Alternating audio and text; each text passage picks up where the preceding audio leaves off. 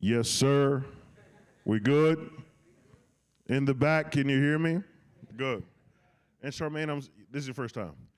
I didn't see the show of hands. First time in the center. For those that are returning visitors, I can't do this and to have the icons that I've got in the building right now, I can't leave people here without understanding the specialness of this space.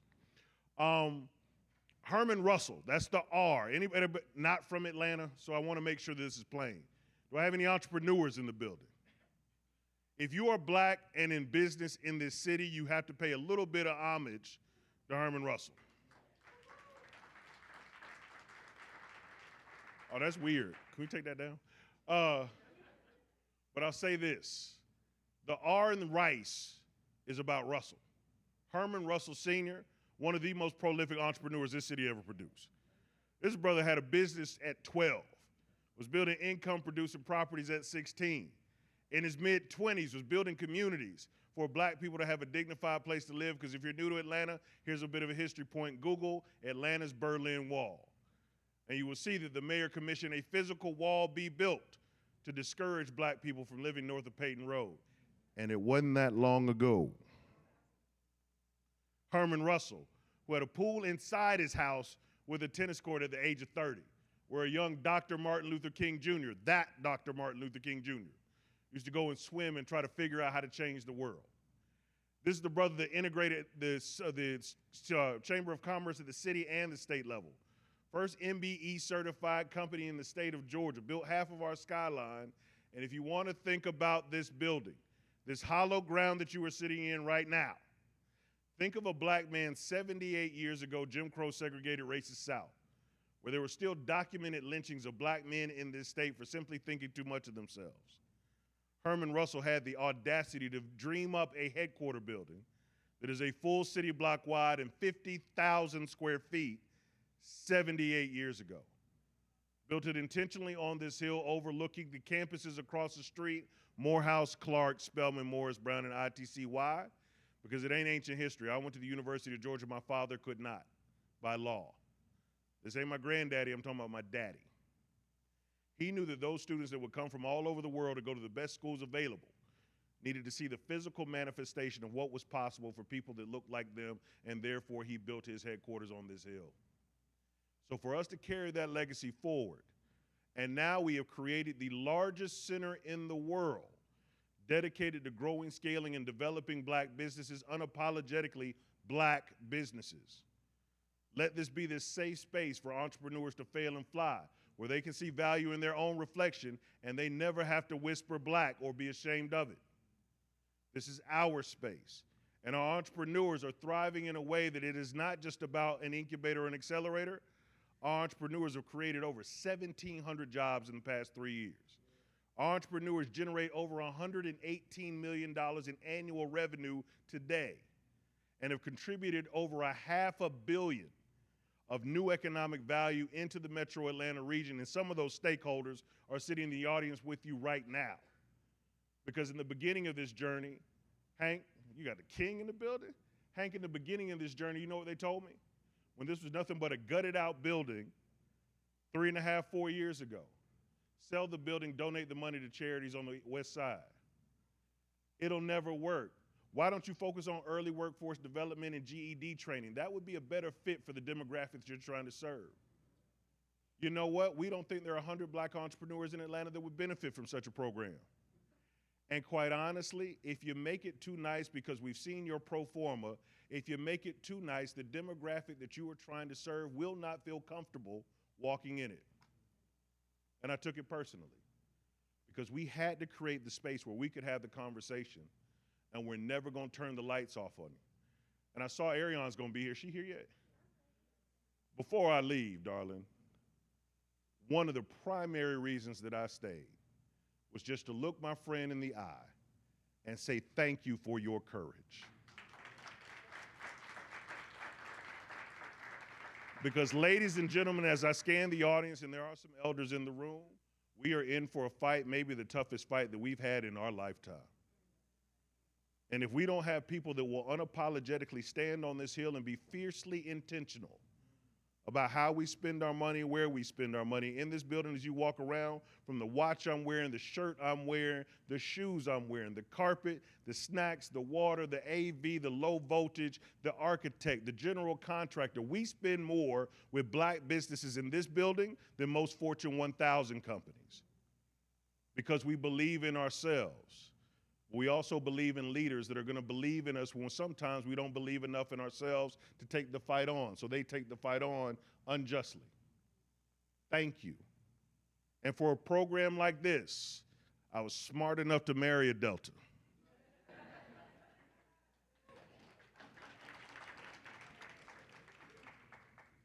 But we're going to need the Deltas. We're going to need the Alphas. We're going to need the Qs. We're going to need the Sigmas. We're going to need everybody that has breath in their lungs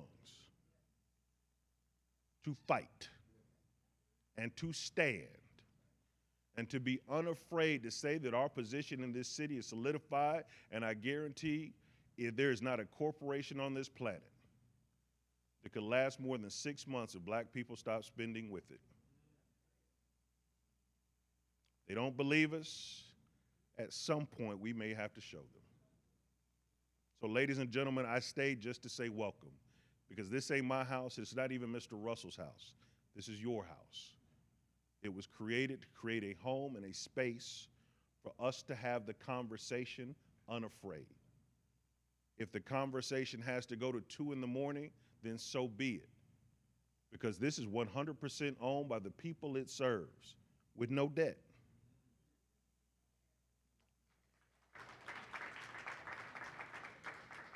Because we deserve it. And our people deserve incredible spaces that undergird self-esteem, self-confidence, and belief. And I'm not sure who I'm supposed to turn the mic over to next. Is it you, Elizabeth? Oh, is you the president of the chapter? Oh, hold on, let me see here. Let me get proper protocol. My apologies. I didn't even get the script. Oh, this is your script. Before I start reading your script. So I'm gonna bring you up, Charmaine, next, or Madam President. Ladies and gentlemen, formally, I'd like to welcome you to the H.J. Russell Innovation Center for Entrepreneurs, a place that I want you all to consider home. But at this moment, I have the high honor to bring up Madam President to bring you greetings as well. Thank you. Okay. Thank you. Greetings, Saras and friends. I am Rosalind Harper, president of the Atlanta Alumnae chapter of Delta Sigma Theta Sorority Incorporated. And I'm pleased to welcome you today to Defending Equal Opportunity for minority and female-owned businesses.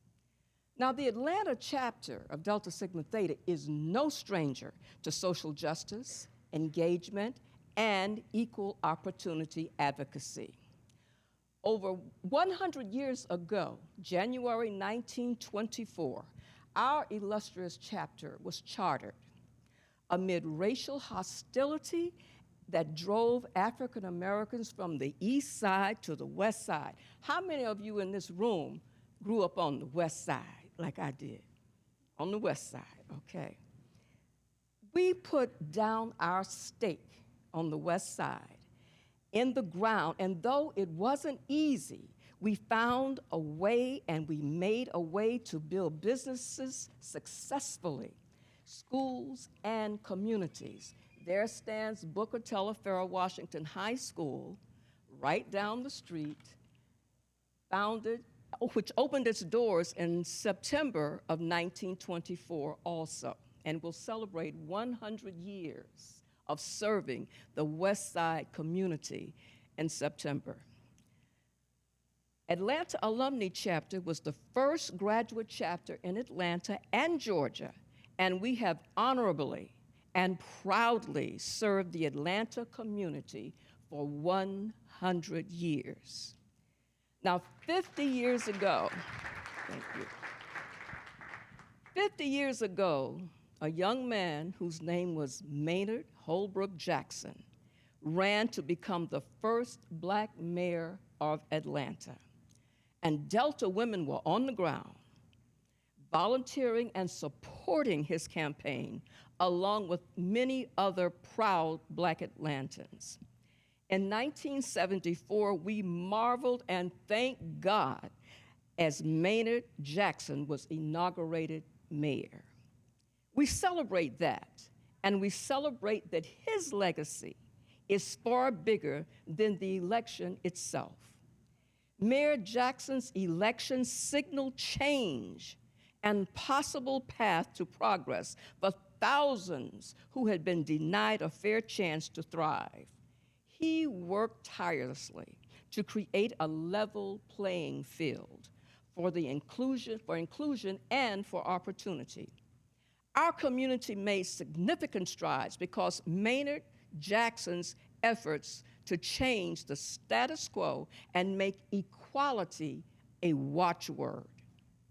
And I believe wholeheartedly that while he would be humbled by and proud of Atlanta's desire to celebrate 50 years of Maynard, he would tell us to focus our energies on and bring awareness to strategic legal efforts to undo the progress we have made with respect to equality and justice in this country.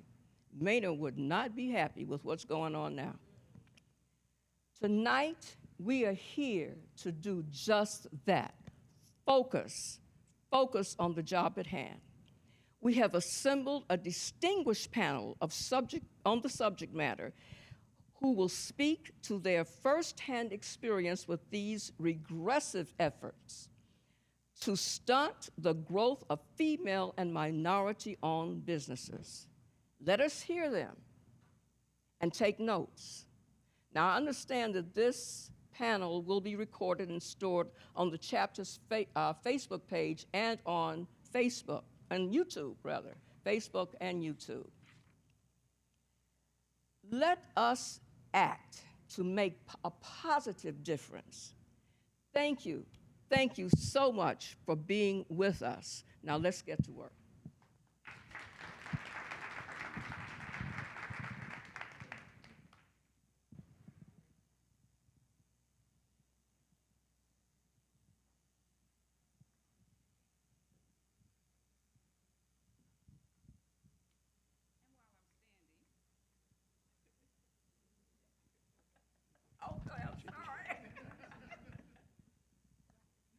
And while I'm standing, I'll introduce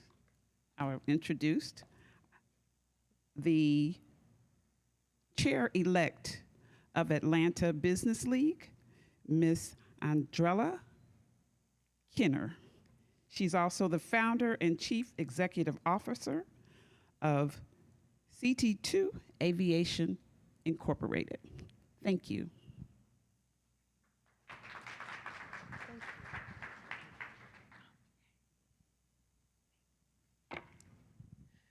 Greetings, ladies and gentlemen. I welcome you to Defend the Equal Opportunity for Minority and Female-Owned Businesses Forum. I am Andrella Kenner, Chair-elect for Atlanta Business League, a prominent organization dedicated to supporting the development and growth of African-American-owned business professionals in the Atlanta metropolitan area.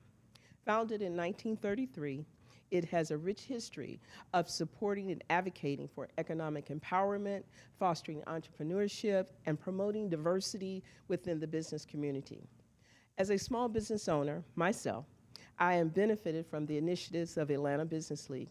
I'm the founder and owner of CI Square Aviation, an air navigation service provider providing air traffic control services in the continental United States in 22 and now 23 airports. Thank you for all of that, Atlanta Business League. In business for 31 years, I'm the only woman-owned and minority-owned company providing air traffic control services for the federal government. As an African-American woman in a traditionally male-dominated industry, I consider myself a trailblazer for diversity and inclusion, and as I continue and promote opportunities for unprecedented groups of aviation professionals. I stand before you this evening giving opening remarks for an impactful subject matter that will be discussed by an esteemed and influential panel. We find ourselves at the pivotal moment in a fight for equality, justice, as we examine the landmark case of American Alliance for Equal Rights versus Fearless Fund. This case represents a critical juncture in our ongoing efforts to dismantle systemic barriers and ensure equal opportunities for all. But first, I want to shed light on a remarkable initiative that embodies the spirit of empowerment, entrepreneurship, and equity. I speak of the Fearless Fund, a beacon of hope, opportunity for women of color, entrepreneurs. Founded by Ariane Simone and Keisha Knight Pullen, the Fearless Fund is not just a venture capital fund, it's a catalyst for change. It's a force for good in the world of business. It's dedicated to investing in business led by women of color, recognizing the immense talent, the creativity, the resilience within the often marginalized demography. The Fearless Fund operates a simple yet profound principle that access to capital should not be determined by one's race or gender. Yet all too often, women of color entrepreneurs face disproportionate barriers when it comes to securing funds for their ventures, whether it's due to systemic biases, lack of networks, or limited resources. These barriers can stifle innovation and economic empowerment. But the Fearless Fund is changing that narrative. That narrative is where we're here tonight. What makes the Fearless Fund truly special is its unwavering commitment to diversity, equity, and inclusion. They understand that the true innovation and progress can only be achieved when all voices are heard and all perspectives are valued. By investing in a diverse range of current landscape of civil rights and DEI and battlegrounds where the forces of progress and regression is clashing. It's up to each and every one of us to stand side by side for justice, equality, and inclusion.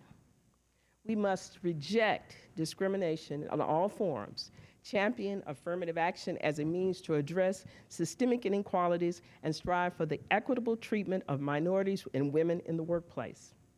Only then can we build a society that truly reflects the values of fairness, dignity, and opportunity for all. In conclusion, in the spirit of justice, progress, let us stand in solidarity for the Fearless Fund and its mission to support minorities and women entrepreneurs. Let us reject the attempts to roll back affirmative action measures and instead reaffirm commitment to creating a more equitable and inclusive society for all. Together, we can build a future where everyone has the opportunity to succeed, regardless of their race, their gender, or background. And to all my Saras, I stand before you proud member of Delta Sigma Theta Sorority Incorporated. I became a member of Alpha Chi chapter of Tennessee State University in 1973. And I'm honored to have an opportunity to speak on such an important matter. Thank you so much.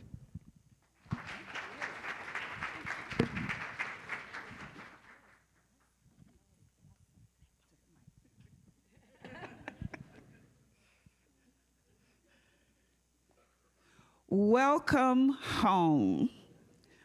As Jay Bailey said, this entire facility was created for us.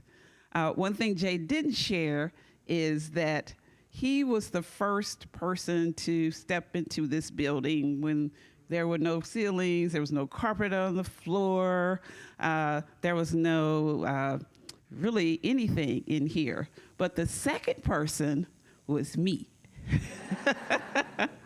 As soon as I saw he was going to be the executive director of the Russell Innovation Center for Entrepreneurs, I sent him a text and I said, I want to be there too. So I'm like the first tenant that came into this building because I saw the vision. And my organization, thank you, the Georgia Micro Enterprise Network, was one of the first stakeholders to come in here and say, we want to work beside you, Jay. Whatever you're going to do, we want to add value to it. We want to support entrepreneurs. We want to make sure that the community knows that these services are available. So I'm really excited to welcome you all home. And my name is Elizabeth Wilson. I'm not only the executive director of the Georgia Microenterprise Network, but I'm also the co-chair of economic development, along with Valerie Franklin there in the back, of the Atlanta Alumnae chapter of Delta Sigma Theta sorority. I have a distinct honor of welcoming to the stage next our MC for the evening. She's our go-to MC. I remember, I think it was about a year or so ago, when we were doing a series called Red Power, talking about our various illustrious sorors who were doing such amazing work. And we asked Charmaine if she would be the MC for that event. After she MC'd, nobody else wanted to MC. She did such a wonderful job. Charmaine Ward Milner is a senior business executive with over 20 years of experience. Her unique blend of expertise in marketing, communications, external affairs, and corporate philanthropy extends beyond traditional roles by leading transformational initiatives that marry strategic vision, social impact, operational excellence, and enterprise-wide growth. She's also a serial entrepreneur, and I'm sure many of you all know what that is. The co-founder of Coaching Catalyst, LLC, a boutique executive coaching and consulting firm, and franchise co-owner of multiple quick-serve Jersey Mike's restaurants. She is a doctoral candidate at Clark Atlanta University in the School of Higher Education Leadership. Charmaine graduated magna cum laude with a BA in economics from Clark Atlanta University and earned an MBA with honors from Kennesaw State University. Let's all welcome our MC for the evening, Charmaine Ward Milner.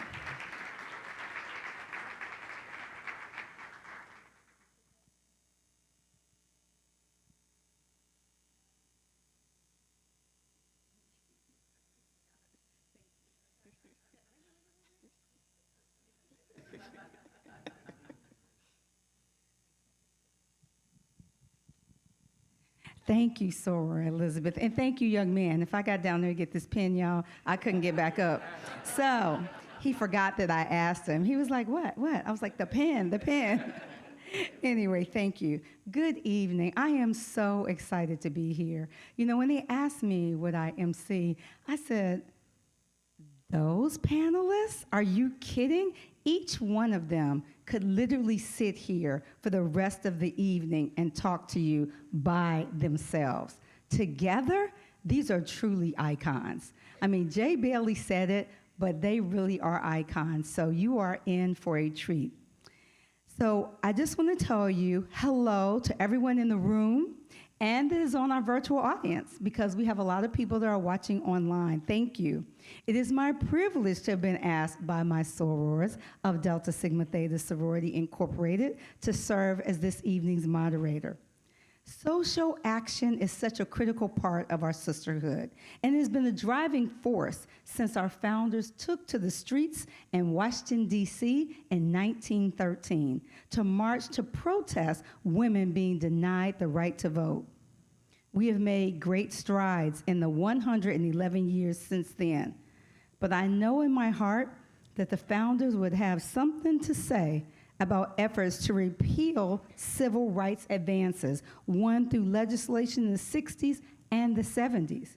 And I know that they would be saddened about the suit brought against the Fearless Fund, which was established by Black women interested in seeing other women of color have a genuinely fair shake at success as entrepreneurs. In their words, their goal is to bridge the gap in venture capital funding for women of color, building scalable, growth, aggressive companies. While we can be proud of the data that tells us Black women-owned businesses grew 50% from 2014 to 2019, we cannot lose sight of the data that consistently says Black and Latina women receive less than 1%, less than 1%, let me say it again, of all venture capital.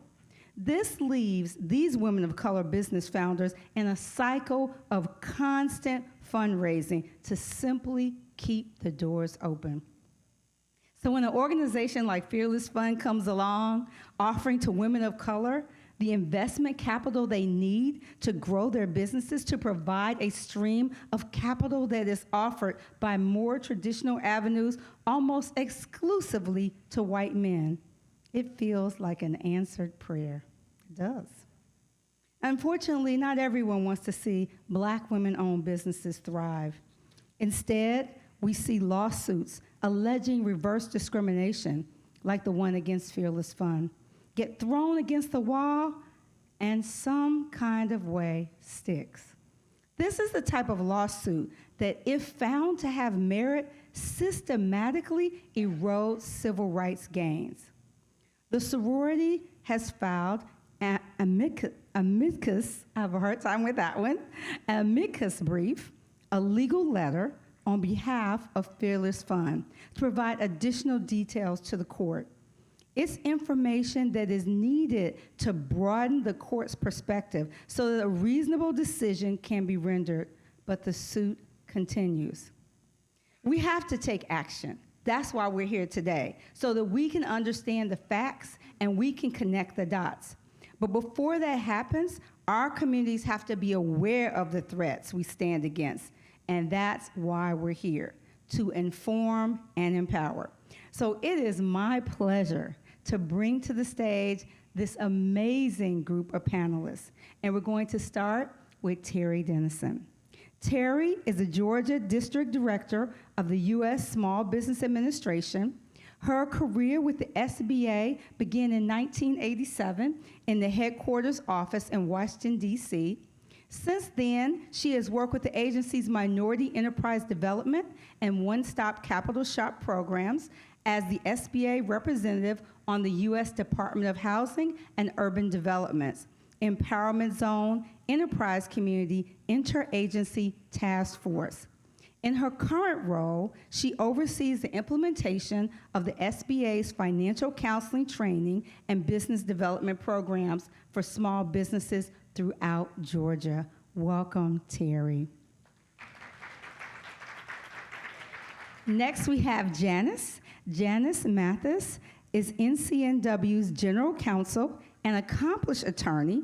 Janice has served some of our legacy organizations, including the Rainbow Push Coalition and the Citizenship Education Fund, and she has recently added radio personality to her resume.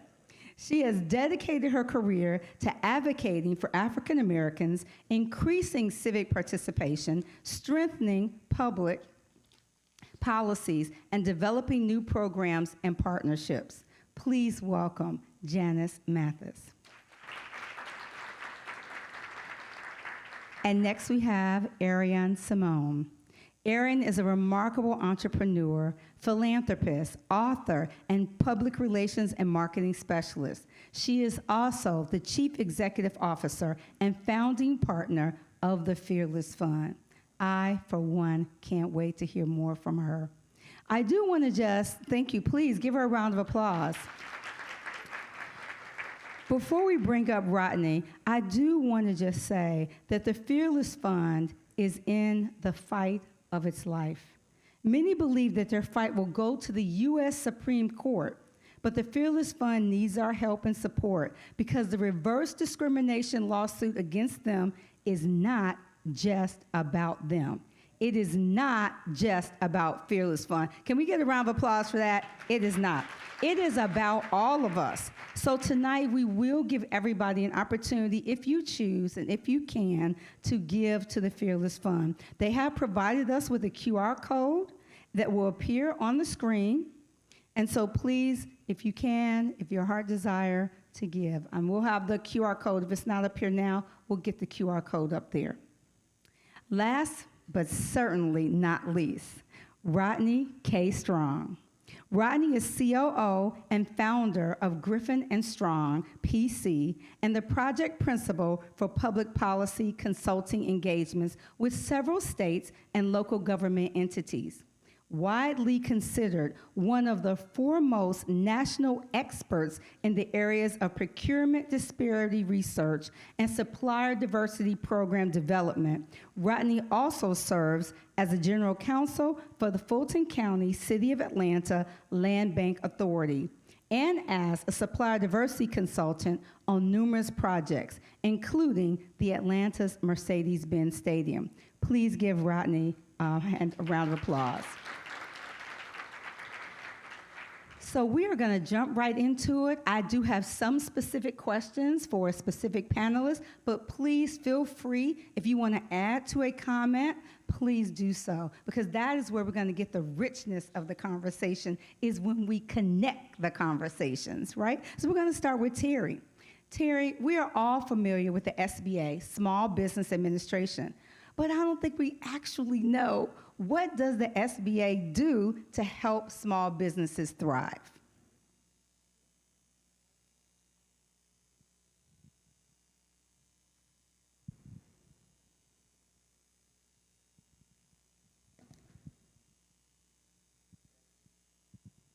It's been a long day, what can I say? I barely remember who I am. But anyhow, as far as the U.S. Small Business Administration, we are a federal government agency. We just celebrated our 70th anniversary in 2023. In a nutshell, even though the mission statement in the Small Business Act is like 3 paragraphs long, in a nutshell, our mission is to support the U.S. economy through the creation and growth of small businesses. And we provide that assistance in a variety of ways, basically through supporting capital access and working with lending partners, supporting business education and training and counseling services, and also helping small businesses enter the federal contracting market. Wow, that's a lot. Thank you. And that contract market is really, right, that's where small businesses can really thrive, when they're able to get into the contracting, right? Yes. Can you talk a little bit more about kind of just that process? Well, one of the main things we're probably known for when it comes to federal procurement is federal certifications. Of course, by law, 23% of federal contract dollars are to be spent with small business. In addition, there are other goals related to what we call the socioeconomic categories, such as small disadvantaged business, historically underutilized business-owned businesses, women-owned small business, and as of January of last year, we inherited from the Department of Veteran Affairs the 2 veteran certifications, veteran-owned small business and service-disabled veteran-owned small business. So basically, by providing those certifications, we can help encourage federal agencies who have goals in all those categories to utilize those identified and verified businesses. We also have a mentor protege program that encourages more experienced small businesses or large businesses to work with smaller businesses that are newer to the federal procurement arena. And there's some things that large businesses are able to do with those small businesses around contracting that they would not be able to do except for the fact that they've been approved as a mentor. They have to provide very specific developmental assistance to those businesses based on their needs.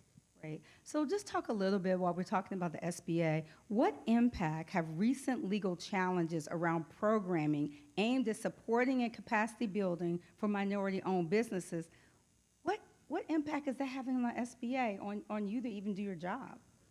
Well, in a nutshell, it's called, it's a federal case called Ultima versus USDA, U.S. Department of Agriculture. How many of you have heard of or are familiar with the 8A Business Development Program? Okay. That program has been in existence really since, well, formally since the late 70s, but there were precursor type activities in the federal government around procurement to what we call social and economically disadvantaged individuals. In a nutshell, social disadvantage, there were certain groups that had a presumption of social disadvantage based on history and cultural bias and racial discrimination.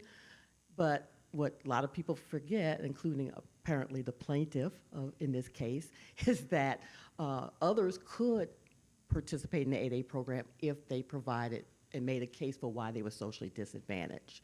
Basically, with Ultima, the decision ruled that that presumption of social disadvantage component of the eligibility criteria based on being a member of a presumed group or that is socially disadvantaged or considered socially disadvantaged was unconstitutional. So now everybody, all the applicants, would have to make a case for why they're socially disadvantaged, how they meet that criteria. What made it even more challenging was this decision came out in July of last year, and of course, the fourth quarter of the fiscal year, which is the biggest part of spend in the federal fiscal year cycle, was underway. So not only was it to apply going forward, but the decision made that need to provide proof retroactive to firms that had already been certified. So we had to put a halt on applications until we could figure out how can we comply with the decision that the district court put forth. Of course, that threw the procurement processes in chaos because contracting officers are like, okay, we got this money, we got to spend it. We were going to go with the 8A program, but maybe we need to look at some other way or some other source to meet this procurement. So legal was very good. I think did a fairly good job of trying to come up with a way to meet the requirements of the decision and not overwhelm or overburden or make overly bureaucratic that process for the firms that had already been approved, and then figure out how to build that into the application process going forward. The good news is, in spite of all that chaos, at the end for fiscal year 23, we actually had $2 billion more spend with the 8A program than the previous year. Wow. Thank you. That is very encouraging to hear. This is where we need to connect the dots, because I had heard about this particular lawsuit, and I'd heard that they were going to do it going forward, but I did not hear retroactive. So that means that people could have potentially lost contracts that they had already won, right? So that I want to make sure that we are definitely taking notes on this. So Janice, I want to move to you. So you have spent your entire career in law, social justice, and community advocacy work. Right now, more than ever, we need to galvanize our collective power to ensure legislation is not undone. What do you think needs to be the public's primary focus and plan of action? What should we really be working on? Well, first of all, let me thank you, Charmaine, for the work that you've done across this community and in this state and in this city for more years than you appear to have had in your career. Thank you. And it's mighty good to be home. Washington, D.C. is nice. Maryland is blue, which is a comfort. But it's good to be home and see so many familiar faces like you, Charmaine. I saw Johnny Booker come in. I saw Rolinda Jordan, Hank Stewart. I get in trouble if I start calling names. Audrey Ben, so many of you who worked with us when we were at the Rainbow Push Coalition in the Atlanta Life building, and we helped to organize and recruit some of the first Black board members of Atlanta's many Fortune 500 companies. I think Haverty's got their first Black board member while we were doing that work. So did Coca-Cola Enterprises, Home Depot, and a few others. And so that work was rewarding. And when you get a reward, you want to keep doing it. So because it paid dividends, not just for me personally, which certainly it did, but also for the community that I love and the people that I love. And I've been fortunate to work for organizations where I can use that passion each and every day. The other thing is, I knew HJ. I was in this building before it was the Rice Center. We held meetings, Hank, didn't we, at the Pascals. We wouldn't hardly eat any place but Pascals, because we were going to spend what few coins we had in the best Black restaurant, we thought, in downtown Atlanta. I remember the checks that he wrote to support our work. I remember the pep talks that he came and gave us. I remember the work that his children did to help us do what we were attempting to do. So it's a pleasure to be here. Now, to your question, what should we be doing? I've got a list, but I won't go through the whole list. Okay. I'll start with this. We do politics so that we can have economic power. Remember, the elementary definition of politics is the allocation of scarce goods and resources. So the reason we want political power is so that people can be free from want, free from hunger, free from starvation, free from war. We want freedom.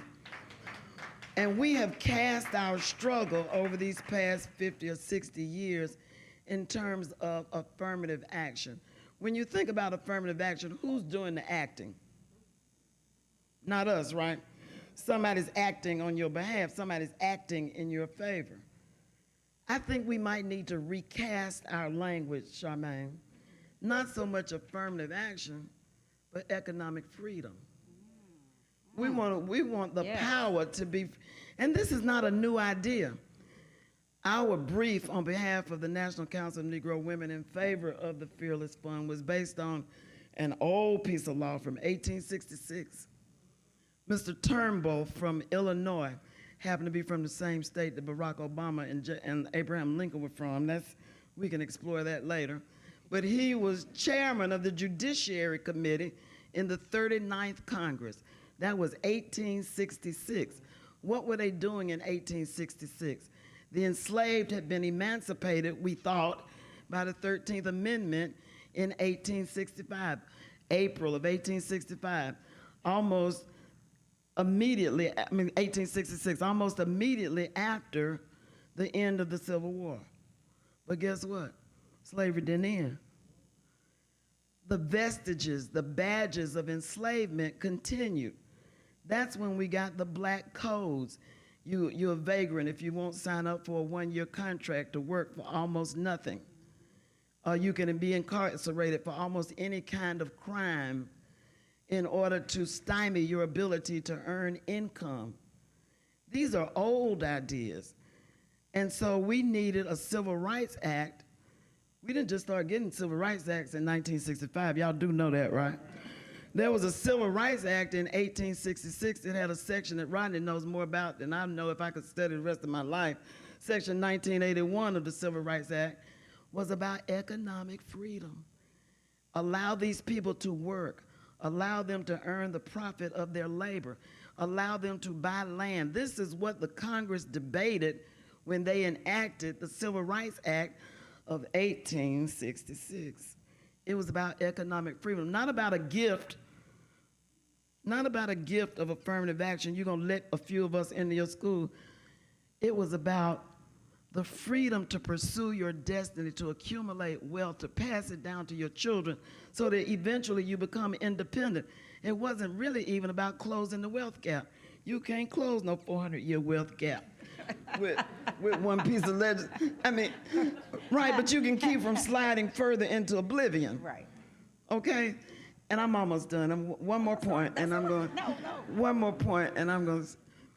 And what we think of as affirmative action and reverse discrimination goes back to when we were in law school, Rodney. Bakke, 1978. Reverse discrimination. Kid trying to get into medical school in California. Got denied. His MCAT was a little bit higher than some black person's MCAT. So he's a medical college admissions test. So he sued and won. And guess what? The court was 4-4 split then, just like it is now in 1978. Same kind of court. 4 liberal justices, 4 conservative justices. And there was a swing vote. The swing vote was Lewis Powell. Lewis Powell wasn't no particularly distinguished jurist, but he had an idea.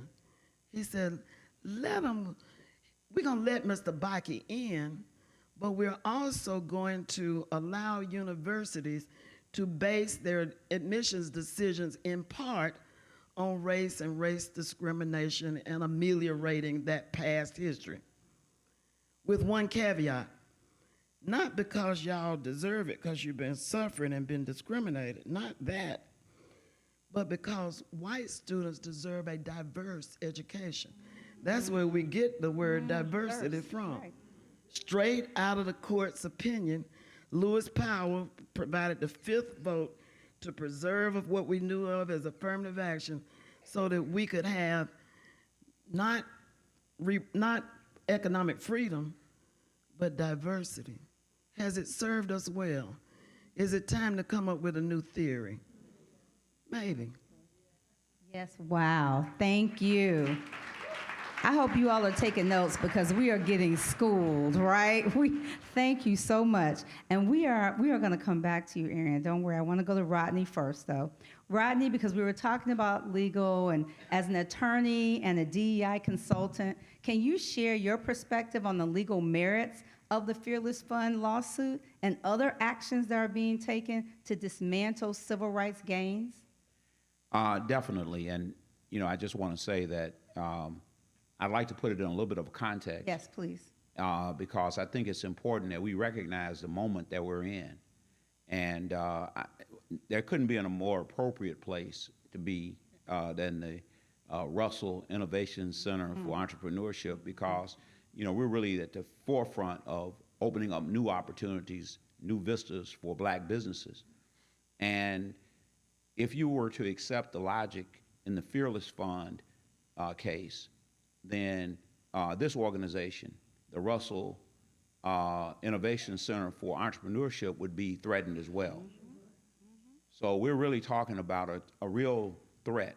And we're talking about a substantial amount of threats to our community. For the first time, really in a number of years, we're facing blatant white supremacy, blatant white nationalism. We haven't seen anything like this since the 1960s. And the reason, of course, is because the limited progress we've made has resulted in a pushback and a backlash. And of course, Ms. Mathis, who is a distinguished attorney and who knows this area very well, knows that in 1866, after the slavery, black people were being discriminated against in ways that are unimaginable. They were basically passing laws that said, if you don't have any money, we can arrest you for being a vagrant. And then if they arrested you for being a vagrant, they would put you to work in a chain gang. When you heard Sam Cooke singing about the chain gang, they were all over. And we still have vestiges of those here in Georgia. You can ride down some highways and see them today, okay?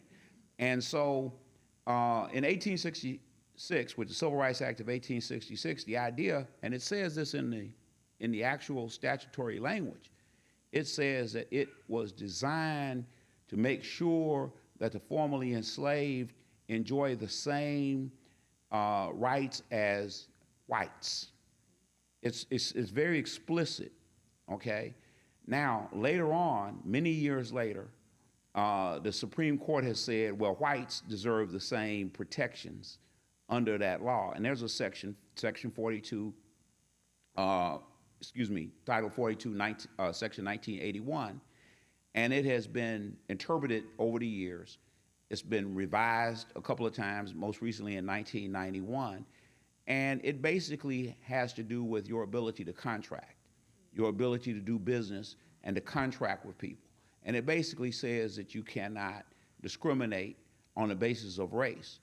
But now we got a court that says that they are originalists, that they want to go back to the original text. Well, if you go back to the original text in 1866, they were talking about black people being discriminated against.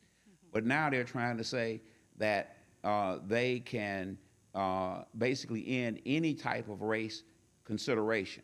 And why are they doing that? Because it's a pushback. It's a pushback to the progress that's being made, by these organizations like the Fearless Fund. So if I put that in a bigger context, what we have really is that a number of these conservative legal foundations, the America First Legal Foundation, that's headed by Stephen Miller, who worked for Trump. And America First was the name of the pro-Nazi movement prior to World War II. So they weren't, they're very explicit in what they're doing when they name themselves the America First Legal Foundation.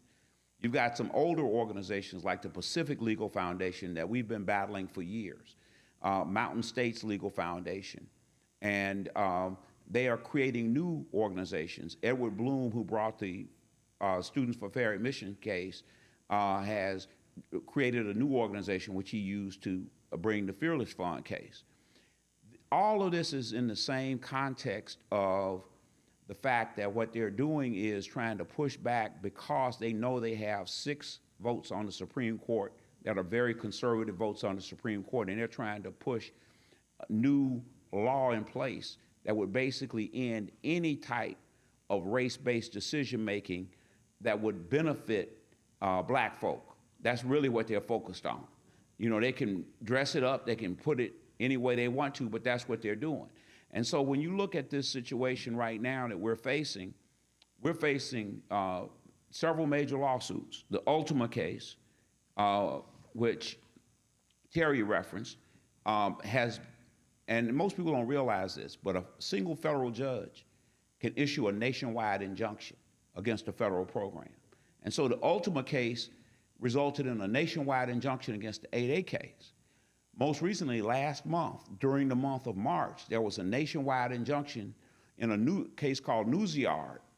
That case is an injunction against the Minority Business Development Agency. Now, there's another case that has been filed, America's Milling versus Buttigieg, which is a case that seeks to end the federal DBE program under the Department of Transportation. There's already been a complaint filed in that case. There's been an answer filed, and there is a motion for injunction was heard yesterday in federal district court. And they're all being filed in conservative district courts. And so what you see is a concerted push. And I'm taking a long time, but I want to say one last thing. All of this is as a result of, and Janice did such a good job of explaining that this whole diversity rationale was one line of cases.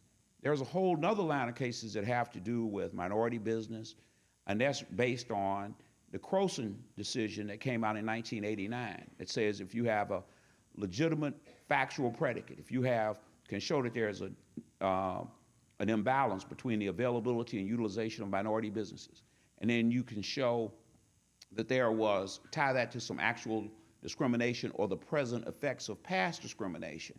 And you can have a program that is designed carefully, then you can still have a program. That's why the city of Atlanta still has its EBO program. That's why you still have a federal DBE program. So these are completely different lines of cases. But what the courts have done, what these legal groups have done, and they're well funded, they've received over $1 billion in funding from conservatives who have given, one conservative gave appreciated stock that was worth over $1 billion to these conservative legal organizations. And so what they've done is they filed a number of cases.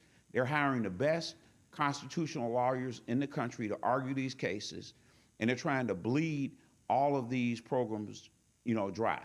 And so that's generally the landscape. I hope I can get a chance to say a few more words, but I'm gonna stop talking and stop hogging the mic.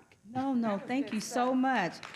Thank you, Rodney, thank you. Because we need to understand, I think we took it from the historical perspective, which is sometimes we don't understand. This is not new, right? This is not new. They're just coming at it from a different perspective. And I think the way that you all have connected the dots, right, to let us know that right now, because that Supreme Court, the way that looks, that's what they're all aiming for, right? That is the end all, because if they can get there, then they know that they can probably get the kind of ruling that they want. So what we have to do, and I think we've said it, is we have to really fight for economic freedom. And I'm going to hashtag that, Janice, economic freedom. I know you said it wasn't new, but I love that, because we don't understand that that's why it's so important for us to vote, and that's so important why the political action leads to economic freedom. So thank you. So we want to move on.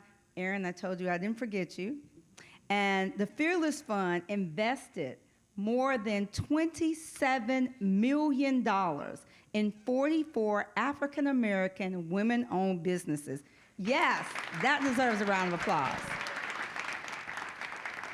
including Atlanta-based restaurant chain Slutty Vegan. I don't know if you guys, I love it, and cosmetic company The Lip Bar, both of which are now wildly successful.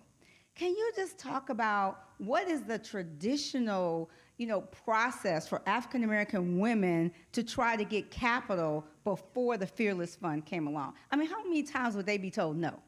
Okay, I have a few things to say. Both of those founders you just mentioned are Deltas, so I had to point that out. Oh, thank you. And even walking in here this evening, somewhat brought me to tears, just seeing all the level of support. So thank you, SOARS, for all your support. Thank you, President Harper. Yes. Thank you so much. The Atlanta Alumnae Chapter, which I'm a member of, I'm very grateful. NCNW, who you all have wrote amicus briefs and have been on the front lines of this fight with me from day one. To all of the men in the room for standing up and protecting Black women and representing our race so well. Thank you, thank you, thank you. Your question regarding funding. The Fearless Fund is the first venture capital fund that's built by women of color for women of color. Prior to the Fearless Fund's existence, the average fundraise for a Black female was $30,000. We came on the scene cutting 7-figure checks. Yes. The process to acquire capital to grow and scale your business is quite difficult. Even all of the millions we've raised, which is even many more than what's been announced today, it's not easy. It is not easy at all. As we know, our sorority has been standing on business since 1913, and we don't take that lightly. To stand on business does come with a lot of sacrifice. We have sacrificed about $60 million just being in this litigation. I know y'all like, yes. Wow. Wait, would you say that again, how much you've sacrificed? 60 million. Not given out, but sacrificed. Oh yeah, 60, it's more than that. My attorney said we're gonna start at that, but it's about 60. We had closings that were set for September all the way through now. It's well over that, that has fallen through. Corporations have literally left by our wayside. You would have thought we had the plague. I mean, they have run wild. JP Morgan Chase dropped out, then Amazon dropped out, then PayPal dropped out, and I looked up and I said, what is going on? But that's as far as the process for Black women. Can I tell you guys how all this started for me? Yes, please. Why I do have the floor. It was a sunny day in Atlanta, Georgia on August 2nd. It was a regular day. I found out in the media that we were being sued. I thought it was a joke. I said, oh, they have this wrong. The staff is calling, everybody's calling me. I'm in my home office. I'm like, you guys, go back to work. We don't have a lawsuit. I said, I know nothing about this. They're like, we're all over national news. I think we have something. I said, well, they're public. Lawsuits are public. Please pull up the filing. Then I said, okay, I think this is a hoax. I saw the Civil Rights Act, as the attorneys on stage with me stated, of 1866, saying that we were in violation of it. I said, oh, please, the Civil Rights Act was in 1964. This is all wrong. Then I said, you know what, let me go research. And I saw section 1981 of the Civil Rights Act of 1866 that they claimed and alleged we were in violation of. And I read it the same way Rodney spoke of it, that it was designed for Black people post-slavery, the abolishment of it in 1865, for us to be able to enjoy an economic freedom. And I said, oh, you guys, we are in for something. The same people suing us is led by Edward Bloom, the conservative legal strategist who won the Supreme Court ruling in June for ending affirmative action at the higher education level with the colleges. We were literally the next lawsuit post the victory. So that's why it took place in the media so large. And I said, we're in for something, you guys, because they're attacking our economic freedom. As you even stated, Sora, an attorney, the whole entire time we've been talking, we've been explaining that to people. This is our economic freedom that has been under attack, and they're using us as a case study. So the reason why we had to just sit through all of these corporations basically threatening to leave due to litigation, we haven't had a choice, because we understand that our case is affecting the entire Black race and constitutional law. So if we don't stand up Yes. for it, Yes. we will fall for anything. Right, right. Wow, thank you, and thank you for just hanging in there, standing up. I think Rodney or Jay said the courage, right, the courage. I think sometimes we think back to the 60s and we think about some of the leaders that we've had in the civil rights, and I always just am thankful, you know, for Martin Luther King, for Andy Young. I mean, the list goes on, because I said, could I have the courage that they had? Could I have done that? And then to see you and to see the courage, it takes a lot of courage to do what you're doing. And so I'm just excited that we're here supporting it with you. So let's learn some more. We're going to come back to you to give us some more information. But Terry, let's talk about, if small and minority businesses can't get the support they need to flourish, what does that mean for the nation? I mean, because this is not just, again, it's not us. This is the country, and now we're global. So this is affecting everybody. What does that mean for the economy? It means the economy is going to be in some serious trouble, especially when we come, you have to remember, we're not in isolation mode anymore, even though some people still think we apparently are. We're in a global economy. So in order to be competitive on a global stage, you need all hands on deck. And if you look at just demographics, starting with minority businesses, who are the fastest growing segments, or what are the fastest growing segments of business creation and growth? Black-owned business and Latino or Hispanic-owned businesses and women-owned businesses. So if you have other things preventing them from getting what they need, where are you going to get your new businesses? And small, I mean, everybody starts small. Walmart was small at one time. So you can't decide, well, this small business is going to stay small and this one's going to, Right. So you've got to support all of it. And so you look at just the demographic trends, and you look at the fact that small business are the job creators, the innovators. If we put a stop to that, it's not going to look very good. It's not going to be a very bright future, because the group that is more dominant, if you want to look at it that way, in the economy, that part of the population is shrinking. Right. And I don't think sometimes when individuals go to start these different legislation and laws, they're kind of, sometimes I think, what is it, biting your nose to spite yourself, or however that goes? Right, because what happens when right now 2.1 million African American women-owned businesses represent 14% of all women-owned businesses and 52% of all black-owned businesses? Let me put that in another word. $98 billion in revenue is derived from women-owned businesses. $98 billion from women-owned businesses, right? Now, if you take out the African-American, that's a big number. And that is impacting, that's just going away, right, from our economy. And not just the U.S. economy, but the global economy. So thank you for that, Terry. Janice, what are we doing? What are our legacy organizations doing? What are other organizations doing? What's NCNW doing right now? Well, this week we're doing what we call Purple Rush. Ooh. We had 8,000 women, not just NCNW members, and not all women either, who did 6 sessions of civic engagement and public policy training virtually to be prepared to spend this week, which is a recess week for the Congress, talking to them about our policy priorities, which include DEI and also health equity issues and issues having to do with social justice, voting rights, the whole panoply, about a dozen issues that we were advocating for. So we're doing that. But there is a story, Ariane, about how we got to the amicus brief. How many of you are NCNW members, either individually or through the sorority, which is an affiliate? National Council of Negro Women is known for many things, but suing people is not necessarily one of them. We tend to be a little older, a little bit more conservative, a little bit more sedate, a little bit better educated, a little bit wealthier than the average young black woman. So we had to go to Siobhan Arline Bradley, who many of you know, our fantastic Sarah, who is now the president and CEO of NCNW. We had to go in tandem to our board to say to them why we had to file this friend of the court brief on behalf of the Fearless Fund. We weren't going down in history on the wrong side of this issue. And we weren't gonna let you stand alone. Yes.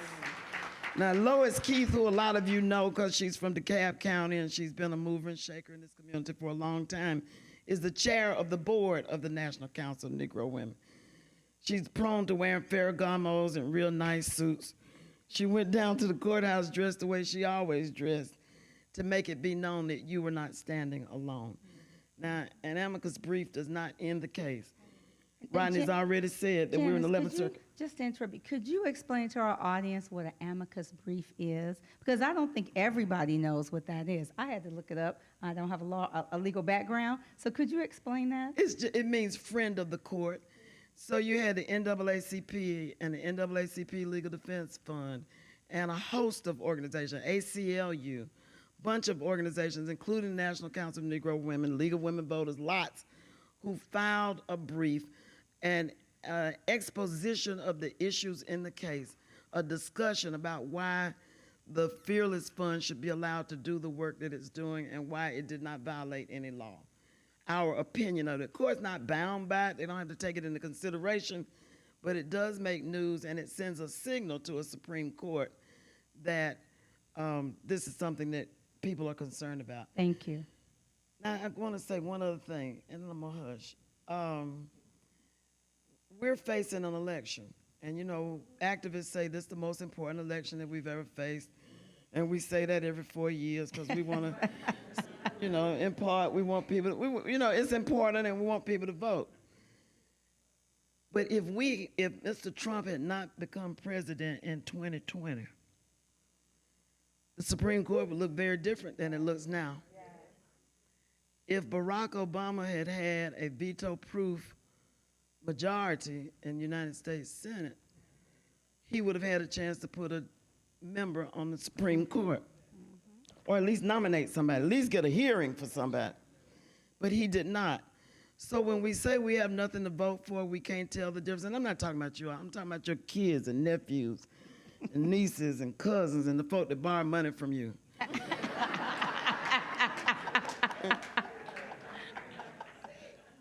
How many people in here under the age of 40? I know one of our activist leaders of young folk is here. I need y'all to get on TikTok and say, let's go vote, y'all. Let's do the right thing and buy Palestine. I was urging a two-state solution in 1988 when Jesse Jackson was running for president, and people thought we were traitors because we were talking about land for peace. Give the Palestinians their land, the Israelis get peace. I understand, I get it. But what we're talking about now, the most important thing a president does, and Rodney, I may be wrong about this, is put federal judges on the bench for life. The only way Clarence Thomas comes off the bench, I don't care what they say about conflicts of interest and his wife and all that, is at his funeral. And so we've got Ketanji's in the right frame of mind, but we've got to be patient enough to elect presidents, not just this one, but the next 2 or 3, so that we can give Ketanji some help so she can stop being in the minority and be in the majority on some of these issues. Yes, thank you. No, do not apologize. Speak.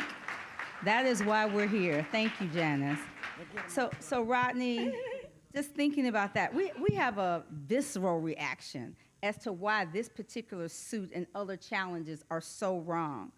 But what legal facts, and I know you started down this path, but could you give us what legal facts does the community and this audience need to know to support our position? Too often, we talk about things emotionally, right? We know it's not right. We feel that it's not right, but we need to be able to stand on some data, right? And I love that you are training people, Janice, to be able to understand and be spokeswomen and spokespeople for this, because we have to be able to stand on the data, right? We can't even say stand on the truth anymore, because there's a lot of different versions of the truth, right? We got to stand on what is the data, what are the facts, right? So Rodney, what other facts do we need to know?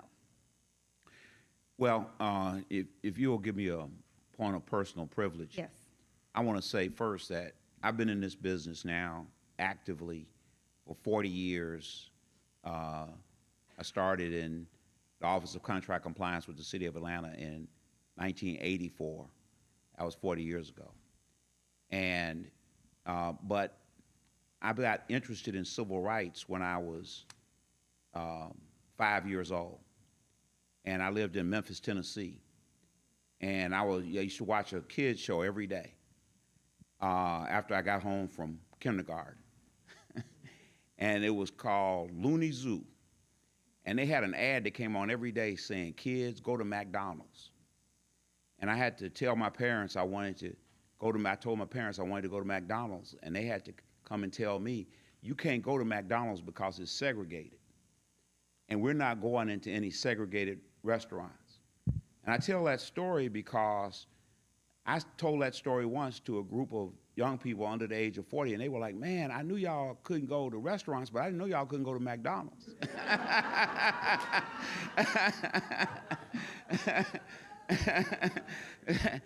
So, and I say that to say that by the time I was 13, Dr. King was in Memphis leading a sanitation worker strike.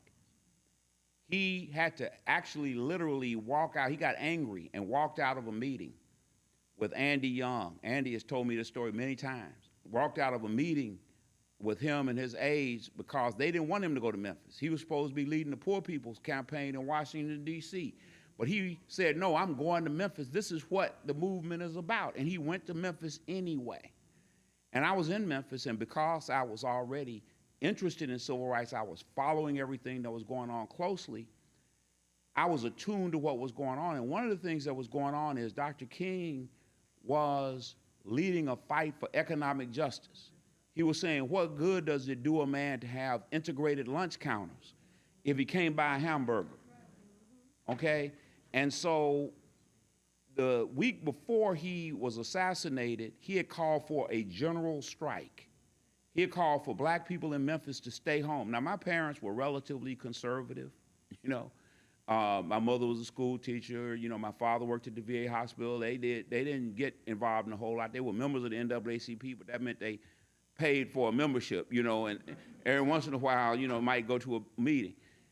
But they weren't going to work, and nobody that I knew that they knew was going to work. Memphis was going to shut down, and that was going to set a bad precedent. The next week, he called for this general strike. There was a snowstorm in Memphis, and they couldn't hold it that week, so he postponed it one more week. The night before the general strike, he was assassinated. I don't think that was a coincidence. He was fighting for economic justice, and so what we're facing right now is we're down to, students for fair admissions versus Harvard, students for fair admissions versus the University of North Carolina, Chapel Hill were consolidated into one case. As Janice has explained to you, that was a whole different line of cases that came from Bakke, Grutter v. Bollinger, Fisher v. Texas, a whole line of cases around the old issue of diversity in education. There's a different line of cases that comes around affirmative action in public contracting. And that's City of Richmond versus J.A. Croson, which affects all the state and local government programs. And then that was initially the federal government wasn't included in that regime, which required what the courts call strict scrutiny. Basically, the courts are saying that you have to prove either discrimination or the present effects of past discrimination, and then your program has to be narrowly tailored, it has to have a sunset, it has to have other criteria. My firm does disparity studies all over the country to help governments continue their programs, because you have to do this kind of statistical analysis in order to have an economic development program that a state or a local government entity runs. Now, this wasn't the same line of cases, but there was language in the Students for Fair Admissions case where Justice Roberts, Chief Justice Roberts, who wrote the majority opinion, what he said was basically, I don't accept the diversity argument. You have to use basically the same kind of arguments that you use on the contracting side. you have to prove previous discrimination and or the present effects of past discrimination or present discrimination or individual and particularized discrimination. And so that language was in there in the case. And so now what these conservative foundations, the same people who brought the anti-affirmative action case for education, which that was the easy case, now they're going after all the federal programs, and they're also going after private sector programs. And they chose Fearless Fund because they know nobody in the private sector is doing any kind of disparity study. They know has been no kind of analysis, previous analysis that was done that was a precursor that would stand up in court. And so what they're doing is they're picking the low-hanging fruit. You notice they haven't sued the City of Atlanta's Minority Business Program? You know, because the City of Atlanta keeps an up-to-date disparity study. They got all the statistics. They can show you where black folk are being discriminated against. They can show you all that data. And so it will be a harder case to win. They're also going after the Fearless Fund because they're very concerned about major corporations like the companies that were named, Amazon and Google and Chase and Citigroup and all these other companies. They're concerned about them doing too much to help black folks' economic development. As a result of the whole George Floyd thing, there was more commitments to put money in. And this is another term. We talked a little bit, Janice mentioned DEI, diversity, equity, and inclusion. There's another term that they are very upset about, the conservatives, and it's called ESG, environmental social governance.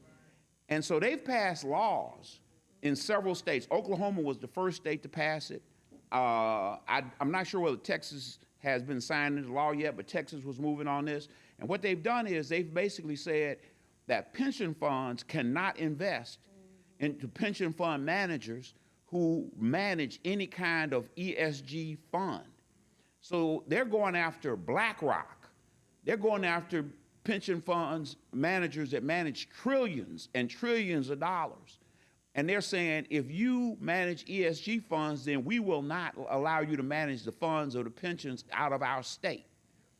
And they're using then the Fearless Fund to go after, you know, this whole idea of corporate commitment to minority and women business. That's really what we get down to. So it's a comprehensive attack, but it goes right back to what Dr. King was talking about that night in 1968, that when he gave his last speech and he said, what does it do a man, good does it do a man to have what good does it do a man to have integrated lunch counters if he can't buy a hamburger? Right. It's the same thing. They see people like some of the folk I'm looking at in this room who have big 8A contracts and who are managing, facilities like airport control towers, okay? And they're saying, no more, we gotta stop this. And so what we're really looking at is a total assault on the ability of African Americans to do business in this country. And it's the same thing we saw in 1866, 1875, 1898, 1968. We're seeing it again today. Thank you. Yes, no, I was actually going to you, Arian, so please. There was something, so before you stated about the pension funds, it was on my heart to, when I spoke next, to share with the audience how my industry pretty much works. And Rodney is correct. When we got into this space of racial equity, we knew we were picking up the mantle and the work where Dr. King left off. We are in the space of that every day, you know, generational wealth, job creation, doing our best to reduce the wealth gap. That's the work that we do day to day. January of 23, we got sued August 23. I got before my staff and I let them know I wanted to get into some policy work. I said, you guys, when we're done with this raise for Fund 2, I said, I really need to get in some policy work because we need to change or implement policy to give more access to capital through the pension funds. So prior to us being sued, we were in diligence with a lot of pension funds. She said, a lot of them. So I want to explain to you guys how this works. I work in a $62 trillion industry. Not billion, trillion. The largest investors in venture capital are pension funds. Pension funds are built off the backs of teachers, police officers, firefighters, and majority, a lot of times, people of color. So you take the money right here from the pension funds, it then goes up to the VCPE world, which is 92% white male, as far as the investors are concerned. So all this money right here is placed in the hands of pretty much white men. So when I say 92% white male, I haven't even got to the other men that are in the space. So there's very few women. The black women I almost can count on my hands that are check cutters.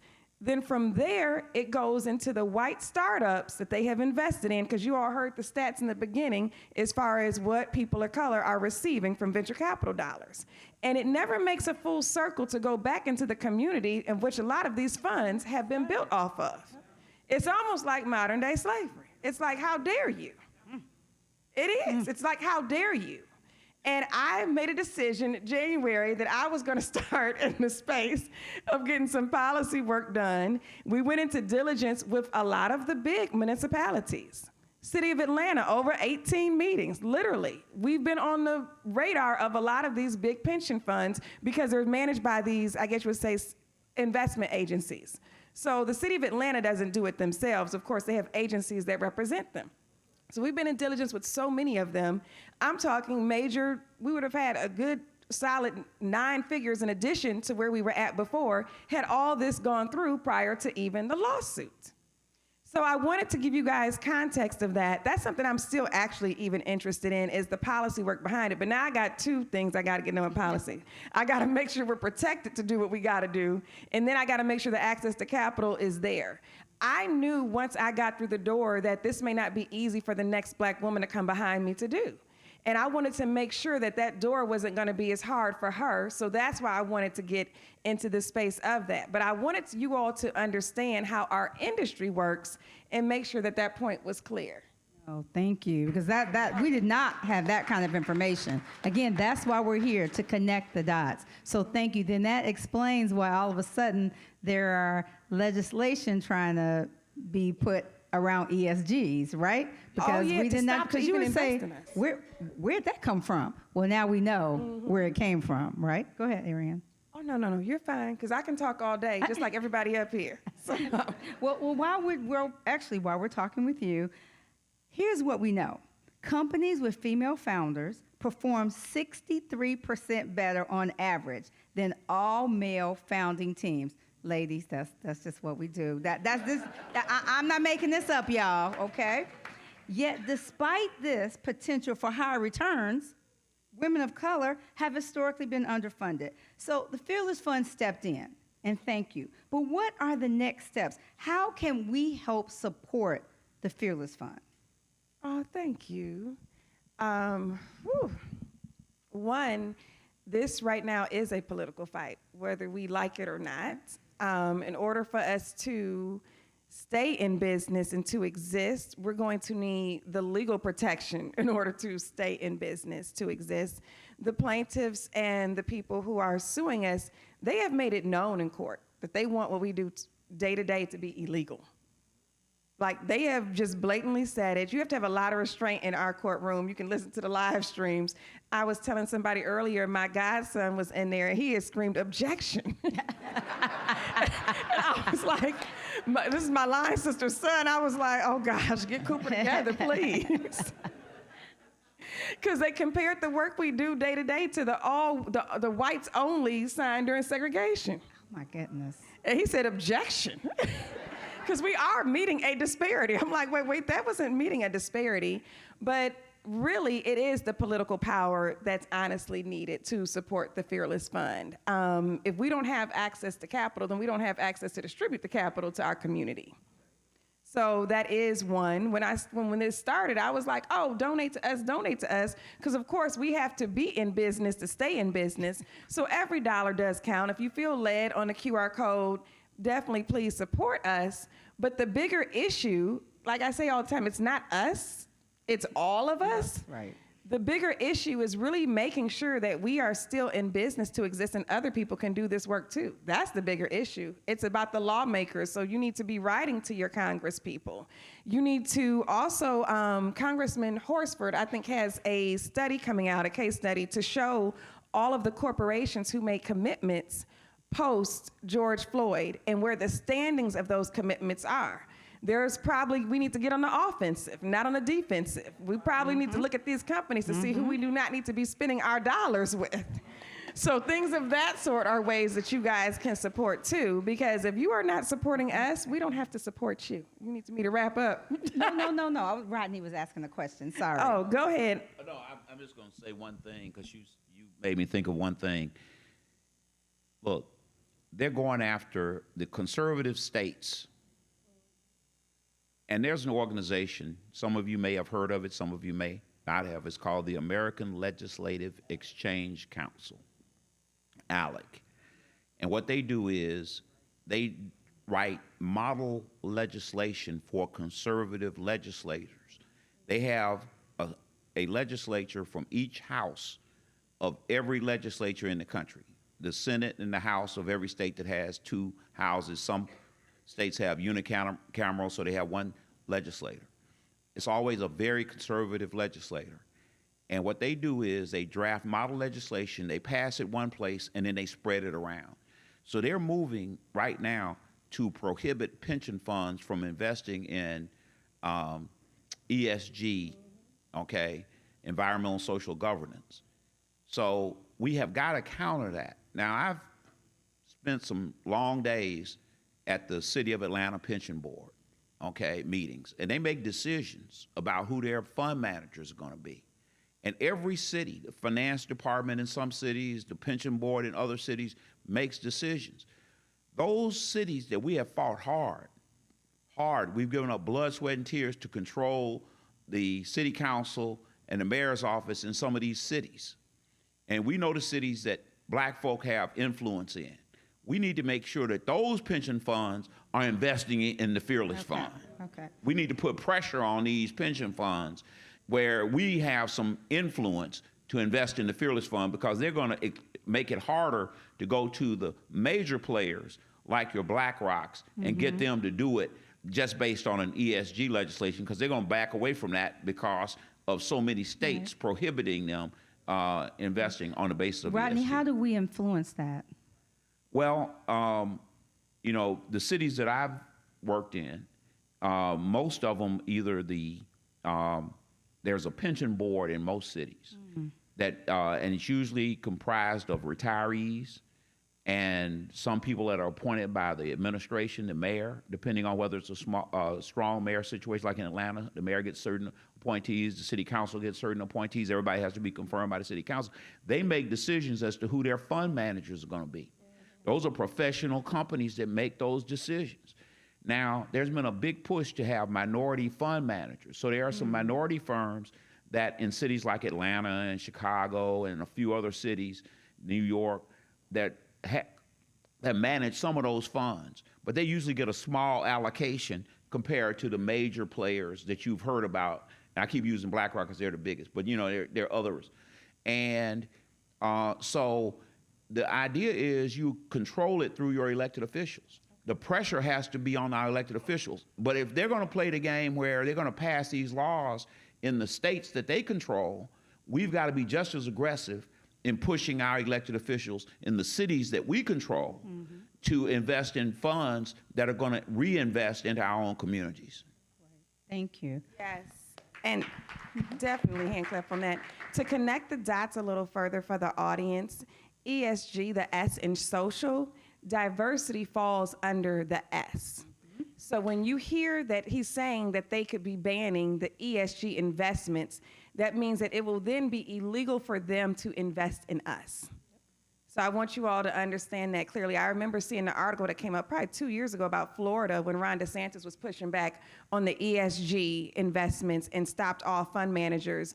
And I was reading this article and I said, oh my gosh, I said, that's me though. So yes, the S includes DE&I, and that's something people don't often know. So a lot of times like ESG, okay, No, that would be diversity. That would be us. So thank you again for sharing that, connecting the dots.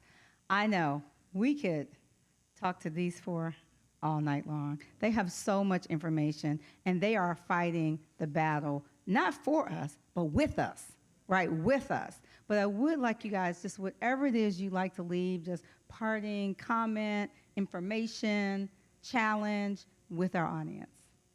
Yeah, we'll start with Terry. Wow, there's so many things I could say. But. And we do have Q&A. We do have some Q&A. So when I say parting, it doesn't have to be, should we do the Q&A first? Yeah, let's do that. Let's do that. And we can wrap up. And so Sora Linda is going to help us with the Q&A. So we're going to take questions from the audience, as well as we do have someone that is capturing questions online, and they'll bring those to us. Now, my audience, y'all, we don't want a statement. We don't want to know everything you think about this from the time you were born. We need a question. And if I say, where's the question, that means you didn't give me one yet, okay? So we need a question. All right, who do we have first? Hi, I'm Thomasine Blunt Roberts. And what I wanted you to do was to define the definition of small business. People get confused as to what small business actually means. Thank you, Thomasine. Oh, here. Okay.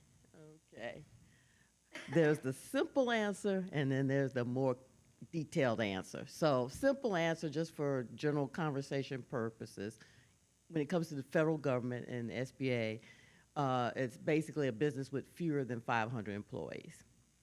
More detailed, depending on the program, is usually based on industry. Each industry code has its own size standard, either based on average revenues for a 5-year period or average number of employees. And we have a whole staff of economists that decide what is the size determining factor in each industry category. And the thing, I guess, I'm laughing because I'm thinking about this book that is about the history of SBA, and the author talks about the mom and pop smalls versus the not so small smalls. And we still have that discussion to the day. Basically, I was going to go with that. But yeah, basically it's 500 and fewer employees. Because in federal, that's what I was going to say. In federal public policy, there really isn't a medium business category. You're either small or other than small. Average revenue size, it's all by industry. Well, each industry, we have the North American Industry Classification System codes, NAICS codes, and each one has its own size standard. Yes, this is for Attorney Mathis. Attorney Mathis, do you have a one-sheeter? Because I was trying to remember everything you said, so I can share that to all social media sites and organizations that we have, so we can get that information out to share. There is a one page that describes the NCNW legislative agenda, so to speak. And of course, I have a Facebook page. So any day you want to hear me rant and rave, you can go to the Facebook page and look it up. But can I ask Rodney a question? Rodney, based on what you just said about Robert's language in the Fearless Fund case, no, I guess it was in the Student for Fairness case, doesn't that open the door for disparity studies in industry? And do you see a role? What are your thoughts about disparity studies beyond the federal agencies?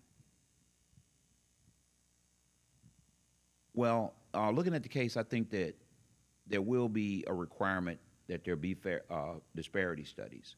But, the other side is arguing that, and it gets down to the argument of systemic discrimination versus individual discrimination.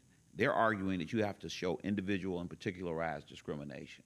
And they don't want to deal with systemic discrimination. They want to argue that there is no systemic discrimination, but that's not what the law is right now.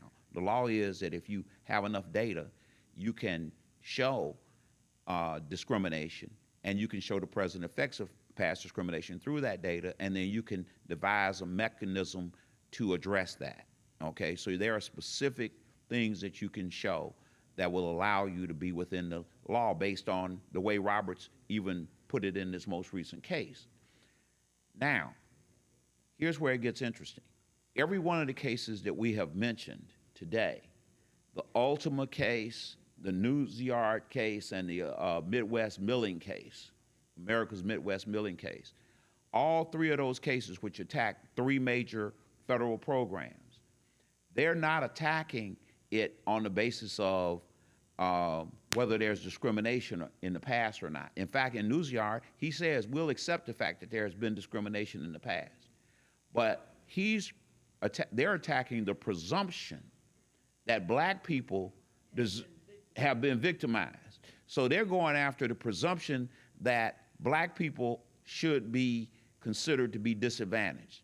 So in the federal government, they use the term disadvantaged business enterprise, DBE. And there are a number of groups, African Americans, Asians, Hispanics, that fall within that category. And what all of the cases turn on is whether or not all of these groups should be presumed to be disadvantaged. And so that's clearly where they're going in order to force an individual particularized determination. And the reason they're doing that is because if they take away your ability to say particularized discrimination, then you can bring in sham firms. You know, it'll be much easier to bring in sham firms. And when you run a program, if you've got a firm that's not really a black-owned firm in the program, all the business is going to go to that firm. You know, the black business is not going to get the business, and that's how it really works. And that's how I would respond to that.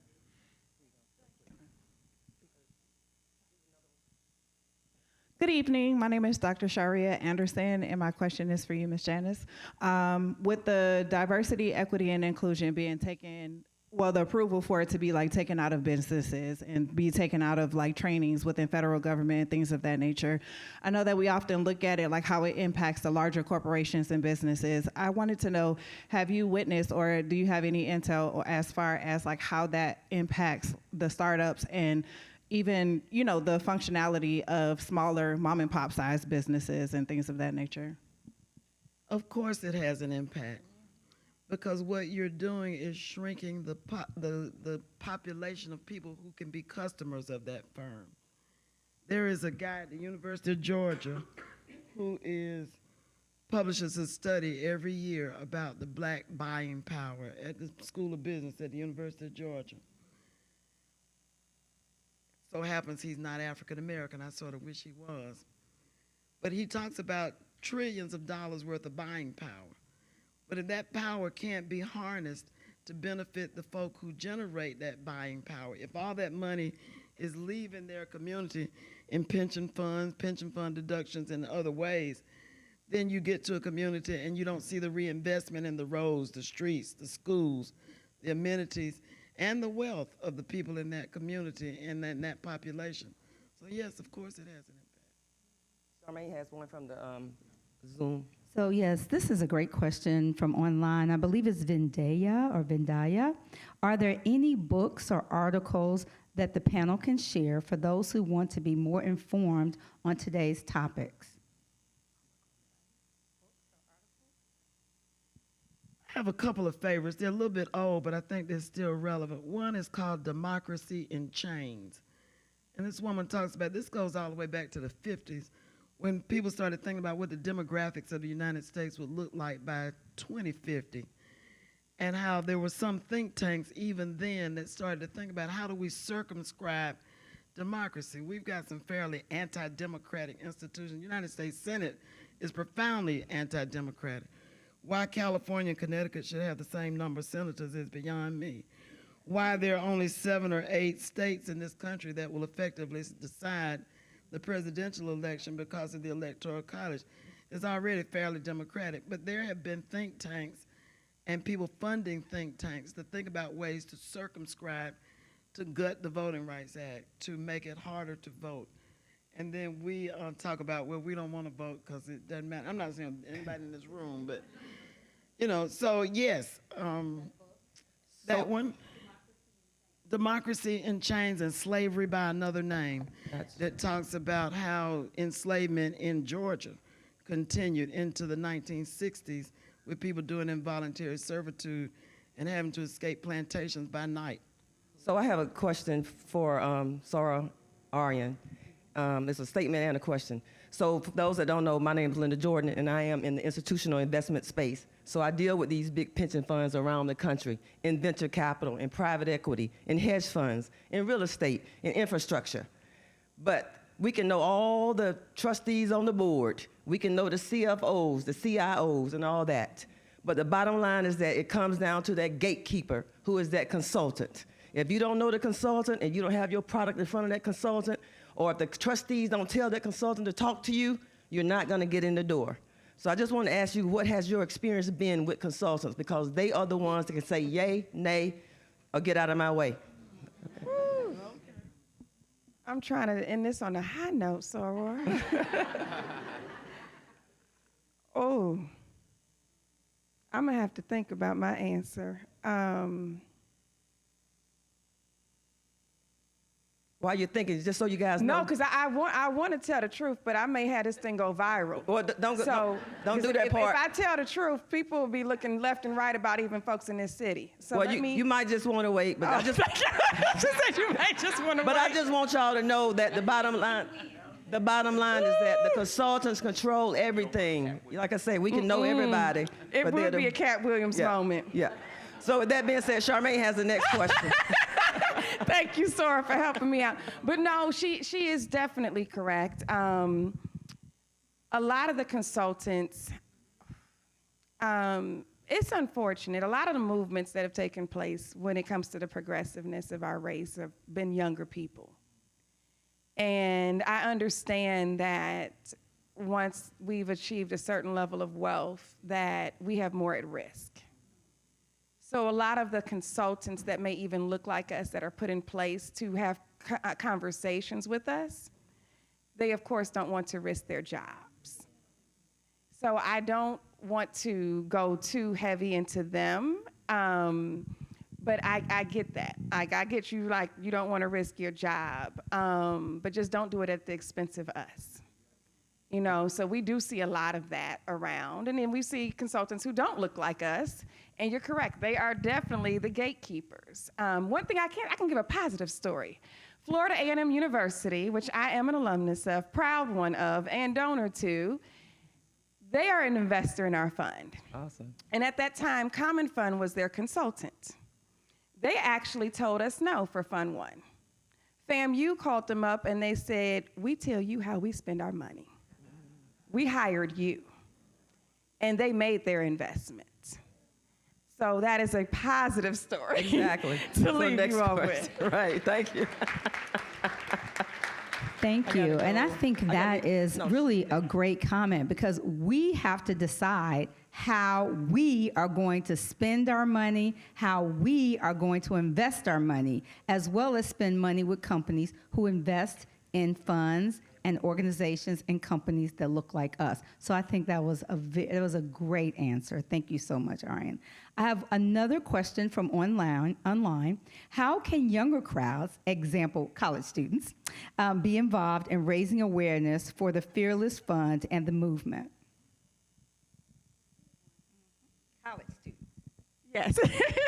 She said college students. She said they can take more risk. Really, it's not even, like I said, my mission for this is for the overall. We don't need a fearless fund, we need fearless funds. So we need multiple organizations to be empowered to do what it is that we do. So my charge, of course, to them would still be at the political level. We have got to start a movement regarding our economic freedom that is backed by policy work in order to protect us. That would be my charge to the younger ones. Yes, thank you. Hi, Janice. Hi, Rodney. Gloria Tinubu, economist, and I'm so appreciative of your work. You said something earlier that I would love for you to talk about a little bit more. You said there are firms that have pulled out of your fund. Can you provide us a list of those companies? Because we spend our dollars with them, and we need to do as Dr. King did during Operation Breadbasket, use our economic power to influence policy and actions that these big companies take. So we need to know that list so that we can do what we need to do with our dollars and not spend with them. So could you provide that list for us, don't worry, please? it's coming. We need it yesterday. No, she's correct. We do need it yesterday. That list is coming, as well as, like I mentioned, Congressman Horsford's list. So I am literally just waiting to have a whole comprehensive list so that everybody can be aware of what commitments just haven't been fulfilled that were promised to the Black community. And that's all I'm waiting on. He was just like, Erin, I know you're in a rush. I said, okay. But in a few months, we definitely want to be more on the offensive than the defensive to make sure everything is clear. Yes. Thank you for that, Gloria. That is exactly what I was talking about. We have to decide, but we do need that information so that we can be informed. I have another question from online. This question is from Bert Carrington. Hey, Bert. I know Bert Carrington. Watching from North Carolina, are the groups creating lawsuits against our community going after corporate supplier diversity initiatives, example, the NMSDC or the WBENC? That's the question. Are they going after those types of organizations? Yeah, I'm not aware that they filed those cases yet, but they have gone after not by filing lawsuits, but by sending intimidating letters. So what they've done is they've sent letters to major corporations, all the major corporations in the country. They've also sent letters to all the major law firms in the country. And so a number of law firms, right after Students for Fair Admissions ended their minority internship programs. And a number of corporations have been challenged in proxy fights at the board. The most recent one was the Walt Disney Corporation. Many of you all probably followed that, where a disgruntled investor went after them because they said that they were squandering corporate resources on diversity, equity, and inclusion, and that they were making movies that had only Black people in it. This is literally what they went after them for doing movies like the Black Panther and so forth and so on, and for coming up with a Black Little Mermaid. All of this was actually in the proxy fight that they had at Disney. That rogue investor was defeated, but they took a run at Disney. But so when they take a run at these companies for these kinds of things, it has a chilling effect. So even if they haven't filed a lawsuit in the corporate sector yet, because of the resources that corporations have to fight back, they're doing things to try to chill those corporations from doing things that are going to be supportive of Black folk. All of our investors received threatening letters prior to suit. They knew something was coming down the pipeline, they just did not know we would get sued. The second we got sued, that's when they were like, oh my gosh, we got these letters. They all got letters from conservatives threatening them to stop their DEI programs, to stop their fundings, to stop those commitments that they made, all of them. In reference to the chilling effect, that is live and real. So people don't have to get directly sued in order for them to feel the fear. We've witnessed that.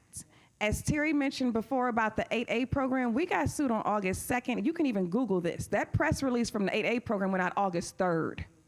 It was 24 hours later. Everything's halted. I said, wow. The law firms, you are correct. Everybody, I won't say everybody, majority of people who have gotten sued post us, they all settled. It's almost like our case, Hello Alice case, there's very few of us that are like, no, we stand on this.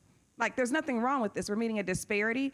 But most people have, like he said, they've removed their minority programs, they removed their diversity programs, everything's open to all, and that's just how they've handled it. They've pretty much settled. There's been many cases, you just haven't heard about them.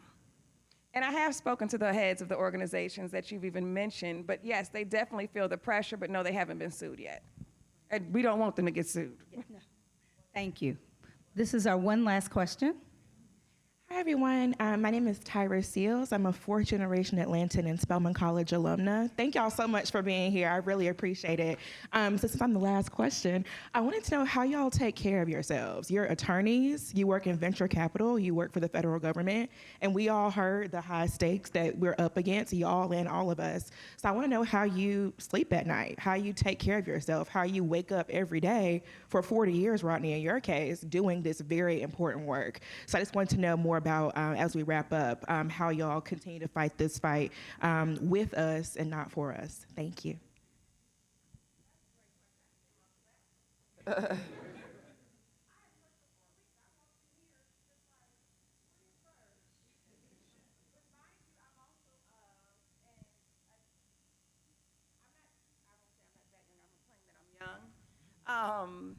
I just look 25.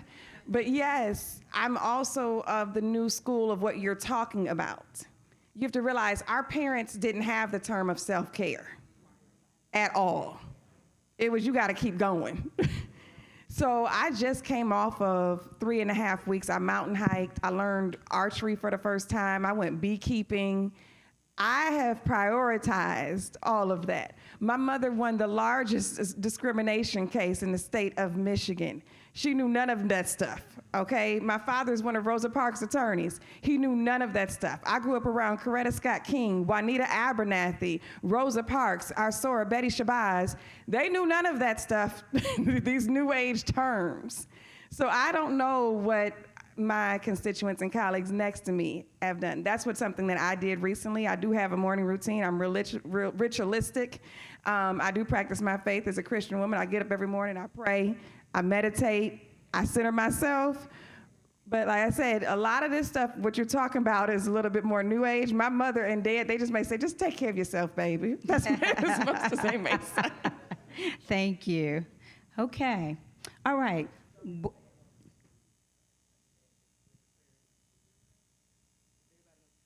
just want to add, for those that are trying to do investments, I'm not going against consultants. I'm saying talk to the consultants before you need to talk to everybody, because there are some great consultants out there. So I want to get the record straight. Please, if you're trying to do any investments, you need to talk to both sides, the allocator, the trustee, and the consultant. Thank you for that. Thank you, Sora Linda. Thank you. There's definitely some great consultants. Just let me leave a disclaimer. We don't need nobody DMing us on the Delta Facebook page. Yeah. There are definitely some great consultants out there. Did the consultants out there hear that? Okay, I think we put y'all in a good place here. We're gonna have just before we, but actually I'm gonna have a testimonial very quickly, and then we're gonna ask each of you just to give your parting statements, and then we're gonna move on. So I'd like to bring up Chef Chrissy, and if you had a chance to go to the reception, oh my, the food was so yummy. Oh my goodness, epic flavors, and she is a grant recipient of the Fearless Fund. Hello to this beautiful room. I am so honored to be able to tell my story and how the Fearless Fund has directly helped me in my business and where I stand. But I also stand on the back of my grandmother, who is here, Miss Eugenia Boateng. Stand up, Granny. Yes. She came to hear her baby speak. But she is a part of my inspiration, my motivation for me to be here. But my sister, my client, has also pushed me, and I am very honored to be here and speak on that. I was raised in a kitchen about the half size of this room, Granny. This stage. And she cooked for hundreds of people in that small kitchen, and I watched that. I have a grandmother, Truly, who I watched, but they could not be where I am just because of that generation, right? Where they are is because there were people who were gatekeepers during that time. And my granny could have very well done all of this that I do every day. She probably still can in 91, to be honest. Yes, still wearing heels, yes. Yes, she probably can. But I stand here And I work every day very hard because I know the women behind me, or who came before me, I should say, worked really hard, but did not have the capital. They did not have the encouragement to get out there and do it. And I've been doing it for 15 years now. Yes. Thank you. It's hard. It's hard. But when I met Erin, she has supported me from day one, personally, for her personal family, business. But a funny story, we were cleaning up the neighborhood, and she called me, and I'm thinking it's calling about work, but she called me and she said, "Are you going to the community cleanup?" I said, "Yeah, I'll be there." She's like, "Oh, I'm coming." I'm like, "Oh, I get to see her," you know. And so we clean up and we go about our day, and then she gets up and she's, you know, encouraging everybody to just keep going as she does. She's an encourager. But then I was presented this grant, and it came out of nowhere. Y'all, I did not know.